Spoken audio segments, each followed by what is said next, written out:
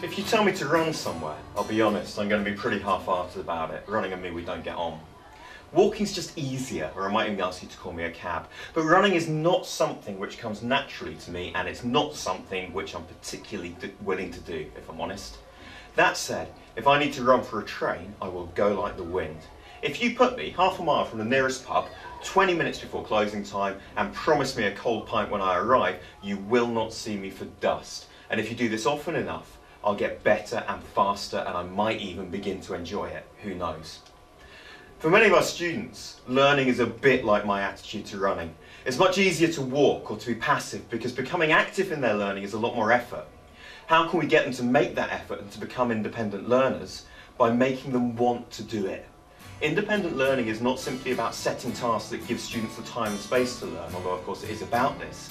It's about making lessons fun, relevant and interactive on a regular basis, so that when you expect independence from them, they're more than happy to step up to the mark.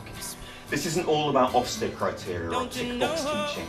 It's not about a beanbag or a netbook. It's about consistently challenging and engaging our learners so that they arrive in every single lesson motivated, enthusiastic and ready to succeed in whatever challenges are thrown. Learning should be fun and it should be active. The teacher who truly wants to inspire independent learning in their students should see themselves as the facilitator of these experiences.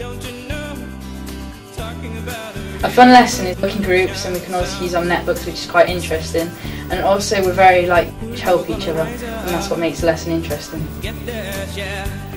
My favourite lessons are when you can link what you're learning into the context of how you're involved in it today.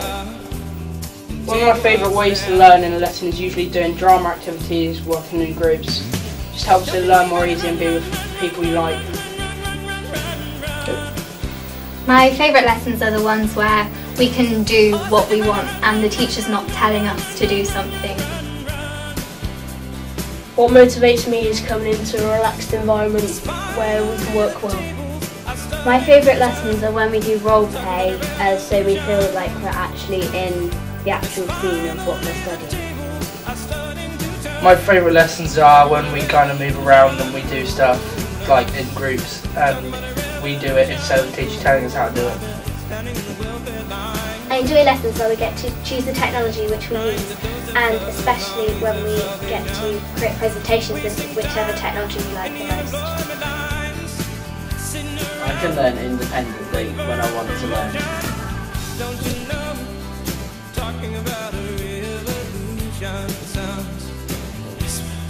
Independent learning is not about putting a kid in front of a laptop and asking them to learn for themselves. Independent learning is about creating a culture whereby when you do put a kid in front of a laptop and ask them to learn for themselves, they do so enthusiastically because they have the motivation, the self-belief and the skills to learn independently on the deepest possible level. It is about creating a learner, not just a task.